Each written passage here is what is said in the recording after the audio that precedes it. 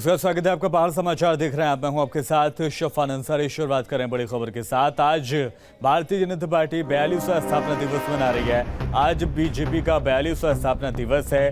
देहरादून में भी कई भव्य प्रोग्राम आज आयोजित किए जाएंगे। प्रोग्राम्स की अगर बात करें तो सुबह 8:30 बजे प्रदेश कार्यालय में ध्वजारोहण प्रोग्राम होने जा रहा है।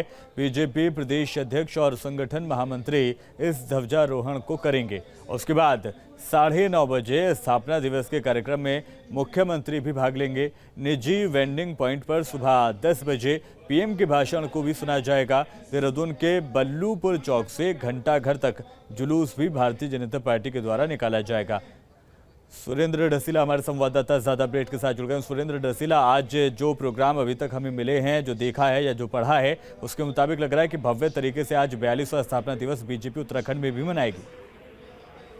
देखिए, बिल्कुल बीजेपी का 42वां स्थापना दिवस है और उसे मनाने की तैयारी पूरी हो चुकी है। सुबह 8:30 बजे भाजपा के प्रदेश अध्यक्ष मदन कौशिक और संगठन महामंत्री अजय कुमार, ये दोनों ध्वजारोहण करेंगे पार्टी कार्यालय पे। और 9:30 बजे एक निजी वेडिंग पॉइंट में कार्यक्रम रखा गया है, जिसमें मुख्य अतिथि के तौर पर प्रदेश के मुख्यमंत्री पुष्कर सिंह धामी शामिल होंगे और वहाँ अन्य नेता भी मौजूद रहेंगे। सुबह 10 बजे प्रधानमंत्री नरेंद्र मोदी भाजपा कार्यकर्ताओं को संबोधित करेंगे, तो उस पूरे भाषण को वहां सुना जाएगा। और उसके बाद करीब 11:30 बजे के लगभग में देहरादून के बल्लूपुर चौक से एक बड़ा जुलूस निकाला जाएगा, जिसमें तमाम भाजपा के बड़े नेता शामिल होंगे और ये जुलूस घंटा घर तक पहुंचेगा। तो बीजेपी आज पूरे जश्न के साथ अपने स्थापना दिवस को मनाने जा रही है। सीएम के कौन कौन से प्रोग्राम रहेंगे आज? देखिए, सीएम का बिल्कुल स्थापना दिवस का कार्यक्रम है, वो स्थापना दिवस के कार्यक्रम में भाग लेंगे और कार्यक्रम में भाग लेने के बाद वहाँ जनता को भी संबोधित करेंगे, कार्यकर्ताओं को संबोधित करेंगे। उसके बाद जुलूस के कार्यक्रम में सीएम सम्मिलित होंगे। बिल्कुल, तो 8:30 बजे से कार्यालय पर ध्वजारोहण किया जाएगा। इस दौरान कौन कौन मौजूद रहेगा, कोई जानकारी? देखिए, तमाम बड़े नेता मौजूद रहेंगे, चाहे संगठन मंत्री हों, चाहे प्रदेश अध्यक्ष हों, चाहे पूर्व मुख्यमंत्री और प्रदेश के सारे कैबिनेट के जो मंत्री हों, तमाम लोग मौजूद रहेंगे। तो ये देहरादून में बीजेपी के कई कार्यक्रम आज होने जा रहे हैं। 42वां स्थापना दिवस भारतीय जनता पार्टी के द्वारा पूरे देश भर में मनाया जा रहा है। 10 बजे प्रधानमंत्री नरेंद्र मोदी भी तमाम कार्यकर्ताओं को संबोधित करेंगे। बहुत शुक्रिया सुरेंद्र, तमाम जानकारी के लिए।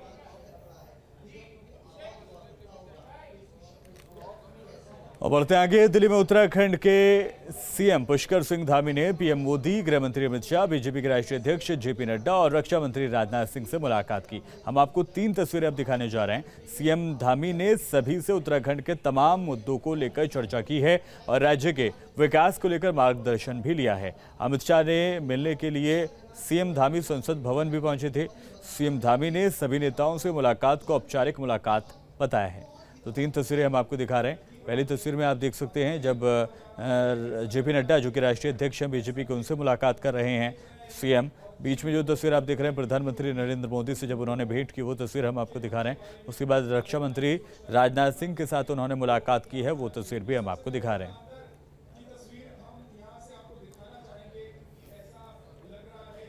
और पीएम मोदी अमित शाह से मुलाकात के बाद सीएम धामी ने क्या कहा, आपको वो सुनाते हैं। बहुत सारी परियोजनाएं हैं, सभी परियोजनाओं पर हमने उनका मार्गदर्शन लिया है और हमें लगातार माननीय प्रधानमंत्री जी, गृह मंत्री जी और हमारी पार्टी के राष्ट्रीय अध्यक्ष जी के द्वारा लगातार और केंद्रीय नेतृत्व के द्वारा लगातार हमको मार्गदर्शन और लगातार उनका आशीर्वाद उत्तराखंड राज्य के लिए मिला है। और अभी भी उन्होंने आश्वासन दिया सभी पर आगे काम होगा।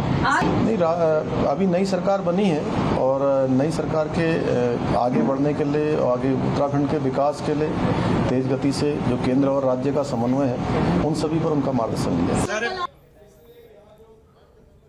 सीएम धामी ने कॉमन सिविल कोड को लेकर क्या कहा, वो भी आपको सुनाते हैं।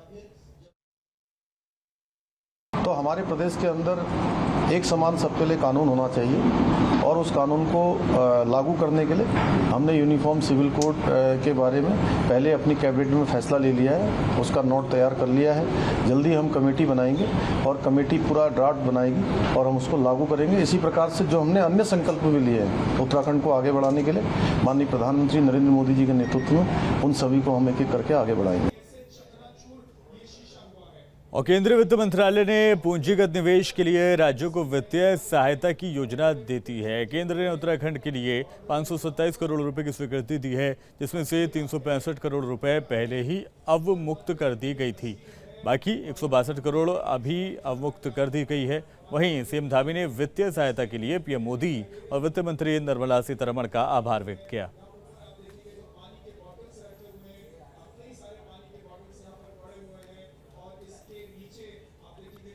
गोरखपुर के गोरखनाथ मंदिर में हुए हमले के बाद उत्तराखंड में भी सरकार ने अलर्ट जारी कर दिया है। सरकार ने सभी प्रमुख मंदिरों की सुरक्षा बढ़ाने के निर्देश दिए हैं, जिसकी जानकारी हरिद्वार पहुंचे कैबिनेट मंत्री गणेश जोशी ने दी। गणेश जोशी ने गोरखपुर घटना की निंदा की, साथ ही ऐसी घटना के विरोध में एकजुट होने की अपील भी की। इस प्रकार की साजिशें आज भारत के खिलाफ विदेशी शक्तियां कर रही हैं। आज देश को एकजुट होने की आवश्यकता है। मोदी जी जैसा नेतृत्व है, वहीं यूपी के अंदर योगी जी जैसा नेतृत्व है, और जो अभियुक्त है उसको पकड़ लिया गया है, उसकी जन्मपत्री खंगाली जा रही है, उसमें जो भी इन्वॉल्व होगा उसको सजा मिलेगी। देखिए, यहाँ पर हमारी सरकार ने हाई अलर्ट किया है। जो हमारे प्रमुख मंदिर हैं उनकी सुरक्षा के लिए माननीय मुख्यमंत्री जी ने आदेश दिए हैं, और प्रभु की कृपा होगी ऐसी कोई घटना यहाँ पर नहीं घटेगी। उत्तराखंड में 3 मई से 4 धाम यात्रा शुरू होने वाली है, जिसको लेकर सभी विभाग अपनी अपनी तैयारियों में जुटे हैं। जहां एक और पर्यटन विभाग, पुलिस विभाग ने अपनी तैयारी पूरी कर ली है, तो वहीं अब परिवहन विभाग भी अपनी तैयारियों में जुटा हुआ है। परिवहन विभाग अब 4 धाम में जाने वाले वाहनों का ग्रीन कार्ड बनाएगा। जो भी कमर्शियल गाड़ियां हैं वो गढ़वाल के किसी भी ऑफिस से ग्रीन कार्ड ले सकते हैं। इसके अंतर्गत गाड़ी की जांच की जाएगी। प्राइवेट गाड़ियों का भी इस बार रजिस्ट्रेशन कराया जाएगा। रजिस्ट्रेशन की प्रक्रिया में 4 स्तर बनाए गए हैं। पहला, ऑनलाइन रजिस्ट्रेशन करा सकते हैं। दूसरा, टोल फ्री नंबर 1634 पर कॉल किया जा सकता है। मोबाइल ऐप के जरिए भी रजिस्ट्रेशन कराया जा सकता है। और चौथा, चेक पोस्ट पर कैंप भी लगाए जाएंगे। चारधाम यात्रा के लिए हमारे परिवहन विभाग ने पूरी व्यवस्था कर रखी है, जिसके अंदर पहला ग्रीन कार्ड उपलब्ध कराना। जो भी कॉमर्शियल बसेस या कॉमर्शियल गाड़ियां आएंगी उनको हमारे हर ऑफिस से, जितने भी गढ़वाल में ऑफिस हैं और कुमाऊं में वहाँ से ग्रीन कार्ड इशू किया जाएगा, जिसके अंतर्गत गाड़ी का इंस्पेक्शन किया जाएगा। दूसरे लेवल पर हम लोगों ने इन्फोर्समेंट, गाड़ियाँ जितनी भी जाएंगी उनके इन्फोर्समेंट के लिए पहले हमने चेक पोस्टें बनाई हैं, जो 4 चेक पोस्ट हर साल बनती हैं। तो चारधाम यात्रा को लेकर शासन प्रशासन तैयारियों में जुट गया है। यात्रा को सफल बनाने के लिए परिवहन भी खास तैयारी कर रहा है। परिवहन मंत्री चंद्र रामदास से खास बातचीत की संवाददाता सुरेंद्र रसीला ने सुनाते हैं आपको। आगामी चारधाम यात्रा को लेकर मुख्यमंत्री लगातार बैठक ले रहे हैं। परिवहन मंत्री ने भी तमाम अधिकारियों की बैठक ली है और इस बार की जो चारधाम यात्रा होगी उसको लेकर तैयारियां जोरों पर हैं। मेरे साथ परिवहन मंत्री चंद्र रामदास जी हैं। सर, इस बार परिवहन के लिए बड़ी जिम्मेदारी है, क्योंकि कोविड के काल में ये पहली ऐसी यात्रा होगी जो शुरुआत से ही बड़े स्विंग में नजर आएगी, बहुत बड़ी भीड़ में नजर आएगी। परिवहन विभाग की तैयारियां क्या हैं? चारधाम यात्रा अपने उत्तराखंड के लिए एक गौरवमयी क्षण है, और कोरोना के कारण 2 साल से चारधाम यात्रा नहीं हो पाई है। और हम माननीय मुख्यमंत्री जी का भी प्रयास है, मेरा भी प्रयास है, और हम विभाग का भी प्रयास है कि इस बार की चारधाम यात्रा निष्कंटक हो, सुविधाजनक हो और ऐतिहासिक हो, जिसके लिए पर्यटकों का पंजीकरण अभी से शुरू हो गया है। मुझे लगता है कि इस बार की यात्रा ऐतिहासिक होगी। इसके लिए विभाग की समीक्षा की जा रही है। बसों की स्थिति ठीक करने के लिए, रोडों की स्थिति ठीक करने के लिए, नए सीएनजी इलेक्ट्रिकल बसें रूटों को संचालित करने के लिए और यात्री सुविधा बढ़ाने के लिए सभी क्षेत्रों के लिए माननीय मुख्यमंत्री ने भी समीक्षा की है, मैंने भी की है। और अभी मैं परिवहन सेक्टर के सभी लोगों से वार्ता करके चारधाम यात्रा को ऐतिहासिक बनाने का हम प्रयास कर रहे हैं। इस बार चाहे किराए का निर्धारण हो, सुविधा का निर्धारण हो, और गाड़ियों में जो मेंटेनेंस है उसको भी जब तक हम देखेंगे नहीं तब तक उसको हम वो गाड़ी को संचालन नहीं करेंगे। इस बार विभाग भी, मंत्रालय भी, माननीय मुख्यमंत्री भी, सरकार भी चारधाम यात्रा के लिए गंभीर है, और सभी क्षेत्रों में हम इसका सफल प्रयास करेंगे। वहाँ जो हालात हो रहे थे कल, बहुत ही दयनीय हो रहे थे। मैं 1 महीने में सुधारात्मक कार्रवाई के लिए उनको चेतावनी दे के आया हूँ। वीडियो जर्नलिस्ट सोनी कुमार के साथ सुरेंद्र डसीला, न्यूज़ स्टेट, देहरादून। चारधाम यात्रा 3 मई से शुरू हो रही है और अब केदारनाथ जाने वाले यात्रियों के लिए अच्छी खबर है। केदारनाथ के लिए संचालित होने वाली हेली सेवा के लिए आज से ऑनलाइन टिकट की बुकिंग की शुरुआत हो रही है। इसके लिए उत्तराखंड नागरिक उड्डयन विकास प्राधिकरण ने सभी तैयारियां पूरी कर ली हैं। गढ़वाल मंडल विकास निगम को ऑनलाइन टिकटों की बुकिंग करने की जिम्मेदारी दी गई है। केदारनाथ धाम के लिए गुप्तकाशी, सिरसी और फाटा से संचालित होने वाली हेली सेवा के लिए ऑनलाइन टिकटों की बुकिंग शुरू की गई है। वहीं GMVN की MD ने बताया कि देश दुनिया से आने वाले तीर्थयात्रियों की सुविधा के लिए GMVN की वेबसाइट पर भी बुकिंग की जा सकती है। हम लोग यूकाडा के साथ में भी टच में हैं और यूकाडा और GMVN मिलकर ये जो हेली सेवाओं का संचालन उनके द्वारा किया जाता है। तो अभी आज शाम से हमारा जो heliservices.gov.uk.in की साइट है वो शुरू हो जाएगी और साथ में हेली सर्विसेज 3 जगह से हेलीपैड से स्टार्ट होती हैं, एक सिरसी से, गुप्तकाशी से और फाटा से। तो वो जैसे पिछली बार तक चलती आई थी उसी प्रकार की व्यवस्था इस बार भी रहेगी। और चारधाम यात्रा को लेकर सीएम धामी ने कहा है कि उन्होंने सभी अधिकारियों के साथ बैठक की है और तैयारियों की समीक्षा की है। किसी भी यात्री को कोई असुविधा नहीं होगी। चारधाम यात्रा को लेकर हमने एक उच्च स्तरीय बैठक अभी की है, जिसमें सभी विभागों के लोग थे और चारधाम में आने वाले लोगों को, जो श्रद्धालु हैं, जो यात्री हैं, उनको हर प्रकार की सुविधाएं मिलें, उनको किसी प्रकार की असुविधा का सामना न करना पड़े। चाहे वो हमारा यातायात का क्षेत्र हो, पार्किंग का क्षेत्र हो, बिजली का क्षेत्र हो, पेयजल की समस्या हो या सड़क हो या आवास हो, हर जगह पर या हवाई सेवाएं हों, सभी अच्छी मिलें, चाहे मोटर सेवाएं हों। उसके लिए हमने पूरी बैठक कर ली है और उस पर हमारी सरकार पूरी तरह से सजग है और सावधानी से हम उसकी यात्रा की तैयारी कर रहे हैं। और गर्मियों का सीजन आते ही पहाड़ पर जंगल धधकने लगते हैं। गर्मी की शुरुआत होते ही श्रीनगर गढ़वाल के जंगल धधकने लगे हैं। हम आपको एक्सक्लूसिव तस्वीरें दिखा रहे हैं जो कि शहर से 3 से 4 किलोमीटर की दूरी पर नैथाना के जंगलों की हैं और अब सड़क मार्गों से लेकर आवासीय बस्तियों तक खतरा बढ़ रहा है। साथ ही लाखों की वन संपदा जलकर खाक हो रही है, तो वहीं जीव जंतुओं को भी नुकसान हो रहा है। तो वहीं स्थानीय लोग खुद ही आग पर काबू पाने की कोशिशें भी कर रहे हैं।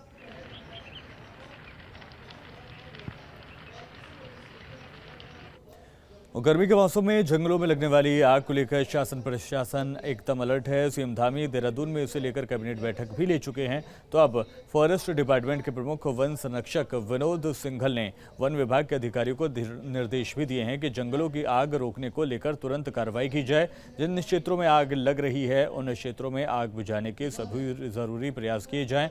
बता दें कि बीते 24 घंटे में उत्तराखंड में 68 अलग अलग क्षेत्रों में जंगलों में आग लगी थी, जिनमें 300 हेक्टेयर से ज्यादा जंगल जलकर राख हो गए हैं। वन विभाग आग बुझाने के लिए हाई टेक्निक का प्रयोग कर रहा है। इंडियन रिमोट सेंसिंग डिपार्टमेंट की मदद से ऐप भी तैयार किया गया है जो कि आग लगने वाली जगह की पूरी लोकेशन और जानकारी देगा। फॉरेस्ट फायर को लेके वन विभाग पूर्ण से तैयार है। हमारे जितने भी क्रूज स्टेशन हैं, लगभग हर जिले में हमने 40 के आसपास क्रूज स्टेशन बनाए हैं और डिस्ट्रिक्ट का जो जिला अधिकारी की अध्यक्षता में district forest fire management plan है वो भी हमारी तैयार है। और हम जो स्थानीय लोग हैं, चाहे वन पंचायत हो या अन्य ग्राम पंचायत हो, उनसे भी हम लगातार संपर्क में हैं कि कोई भी आवश्यकता पड़े तो उनका भी सहयोग लिया जा सके। इसके साथ साथ हमारे 40 मॉडल क्रूज स्टेशन भी बने हैं जो कि पूरी तरह 24 घंटे वहाँ पे क्विक रिस्पांस टीम के साथ तैयार रहते हैं। बढ़ते आगे उत्तराखंड में गरजे बुलडोजर से कब्जा धारकों की नींद उड़ गई है। शासन प्रशासन ने ताबड़तोड़ कार्रवाई से अब रामनगर में भी कब्जा धारकों और नगर पालिका के कर्मचारियों के बीच तीखी बहस हो गई है।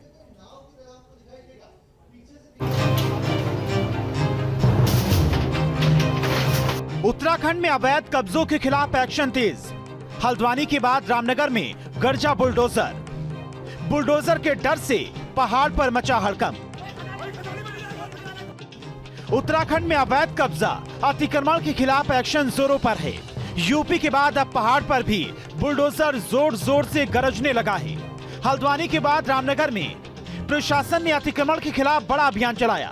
प्रशासन की ओर से कई बार हिदायत देने के बाद भी जब अवैध कब्जेदार नहीं माने तो प्रशासन ने कई इलाकों में बुलडोजर दौड़ा दिया। बुलडोजर को देखते ही व्यापारियों में हड़कंप मच गया। रामनगर के पैठ पड़ाव में अतिक्रमण गिराने के विरोध में कई लोग सड़कों पर उतर आए।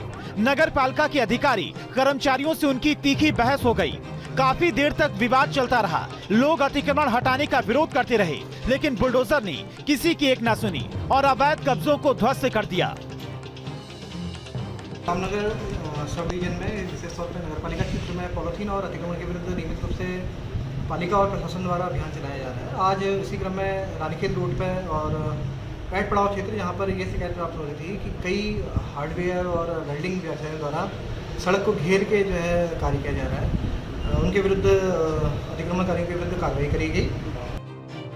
वहीं व्यापारियों के साथ बहस झड़प से नगर पालिका के कर्मचारी इस कदर नाराज हो गए कि वो हड़ताल पर अड़ गए। आला अधिकारियों के बीच बचाव के बाद व्यापारियों की ओर से लिखित माफीनामा दिया गया, जिसके बाद मामला शांत हुआ। एकाधिकार पे देखा गया कि प्रशासन और पालिका की टीम से जो है कुछ अतिक्रमण द्वारा जो है अभद्र भाषा का प्रयोग किया जाता है। माफीनामा अभी नगर पालिका को प्राप्त हुआ है, उसका परीक्षण किया जा रहा है और उसमें जो भी आगे कार्रवाई होगी वो नियमानुसार आगे कार्रवाई करी जाएगी। उत्तराखंड में सत्ता वापसी के साथ ही धामी सरकार ने अपने इरादे जता दिए हैं। ऐसे में एक बात तो साफ है कि हल्द्वानी, रामनगर के बाद जल्द ही कई और शहरों में भी बुलडोजर गरजने वाला है। रामनगर से रोहित गोस्वामी के साथ टीम न्यूज स्टेट। तो आज बीजेपी का स्थापना दिवस है। बीजेपी कार्यालय में आज ध्वजारोहण का कार्यक्रम होगा। कार्यक्रम में सीएम पुष्कर सिंह धामी समेत कई नेता और मंत्री मौजूद रहेंगे। 10 बजे पीएम मोदी का वर्चुअली संबोधन भी होगा।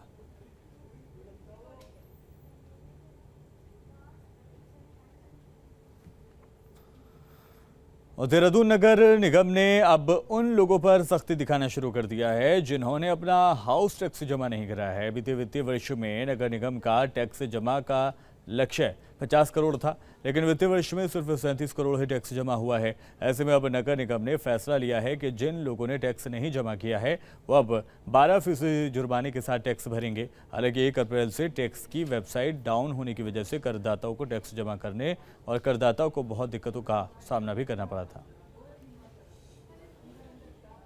जो भी अभी जिन लोगों द्वारा टैक्स नहीं जमा करा गया है उन पे जो गाइडलाइन है, दिशा निर्देश है, कर नियमावली है, उसके अनुरूप ही कार्रवाई आगे की जाएगी। हमें उम्मीद है कि अविलंब पोर्टल अपडेट हो जाएगा और वापस से कर जमा करने की प्रक्रिया प्रारंभ हो जाएगी। उत्तराखंड के एफसीआई गोदामों में जल्द तोलने की मशीनें लगेंगी, जिसकी जानकारी नागरिक खाद्य आपूर्ति मंत्री रेखा आर्य ने दी। रेखा आर्य का ये कहना है कि काफ़ी समय से राशन डीलरों की शिकायतें आ रही थी कि उनके सरकारी गोदामों से जो माल, गेहूं, चावल आदि मिलते हैं वो नियमावली से कम वजन में होता है, क्योंकि गोदामों में तोलने की मशीन नहीं है। इसीलिए अब सप्लाई गोदामों पर वजन तोलने की मशीनें लगाई जाएंगी। खाद्य आपूर्ति विभाग में यदि किसी प्रकार की जो हमारे जो राशन विक्रेता हैं उनकी कई सारी समस्याएं हैं कि गोदाम से हमारे को सही मात्रा में हमारे को तोल कर राशन, हमें गेहूं या चावल या चीनी या दाल हमें नहीं मिल पाता है, ये समस्या उन्होंने मुझे बताई है। तो मेरी कोशिश रहेगी कि हर आरएफसी गोदाम में जो है हमारे जो तोल मशीन है वो हमारे वहाँ पर लगे रहे, ताकि पूरी पारदर्शिता जो है वो बनी रहे। इसके अतिरिक्त राशन सही समय पर मिले, यह भी हम लोग सुनिश्चित करेंगे। बागेश्वर जिले में सरकारी सस्ते गले के गोदाम से सड़ा चावल सप्लाई करने और आरोपी अधिकारी को ही जांच अधिकारी बनाने के मामले का नागरिक खाद्य आपूर्ति मंत्री रेखा आर्य ने संज्ञान लिया है और खाद्य सचिव से पूरे मामले में बात कर अधिकारी को तत्काल प्रभाव से हटाने की कार्रवाई करने की बात की है। देखिए, मेरे संज्ञान में जस्ट अभी आया है और ये बहुत गंभीर अपराध है। यदि चावल में कीड़े निकले हैं तो ये हमारे खाद्य आपूर्ति अधिकारी की जिम्मेदारी बनती है कि इस पर तुरंत एक्शन ले, गोदाम की पूरी तरीके से गोदाम को चेक करे, कोई ऐसा अभी भी स्टोर में ऐसा कोई सामान हमारा रखा तो नहीं है। और यदि जब शिकायत थी तो शिकायत जिन लोगों के ऊपर शिकायत बनाई गई थी उन्हीं को यदि जांच अधिकारी बना दिया गया है तो ये पूर्णतः गलत है। मैं विभाग के संबंधित हमारे सचिव को निर्देशित करने वाली हूं कि ऐसे लोगों को जांच से दूर रखा जाए। उत्तराखंड के गन्ना विकास मंत्री सौरभ बहुगुणा मंगलवार को नैनीताल और हल्द्वानी के दौरे पर रहे। सौरभ बहुगुणा का हल्द्वानी में बीजेपी के संभागीय कार्यालय पहुंचने पर उनके पदाधिकारियों द्वारा कार्यकर्ताओं ने उनका गर्मजोशी से स्वागत किया। इस दौरान सौरभ बहुगुणा ने कहा कि किसानों को गन्ना भुगतान समय पर हो, इसके लिए अधिकारियों को आदेश दिए गए हैं। तो वहीं बंद पड़ी चीनी मिलों को भी शुरू किया जा रहा है।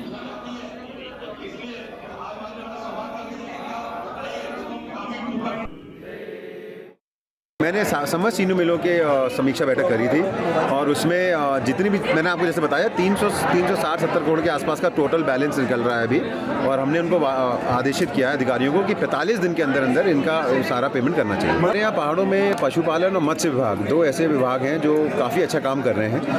प्रॉब्लम हमारी सबसे बड़ी कहाँ आ रही है कि जो पशुपालन विभाग के द्वारा जो युवा लोग हैं वो इनके प्रोजेक्ट्स में बहुत ज़्यादा अपना इंटरेस्ट नहीं दिखा रहे हैं। कैबिनेट मंत्री गणेश जोशी हरिद्वार के दौरे पर रहे, जहां पर उन्होंने जगत गुरु शंकराचार्य राजेश वारानंद और अखाड़ा परिषद के अध्यक्ष महंत रविंद्रपुरी से मुलाकात की। हर की पैड़ी पर गणेश जोशी ने गंगा पूजन कर प्रदेश की सुख समृद्धि की कामना की। गणेश जोशी ने कहा कि सरकार किसान, बेरोजगारी और पलायन जैसे मुद्दों पर गंभीरता से काम कर रही है। और प्रधानमंत्री जी का जो सपना है कि किसानों की आय दुगनी होनी चाहिए,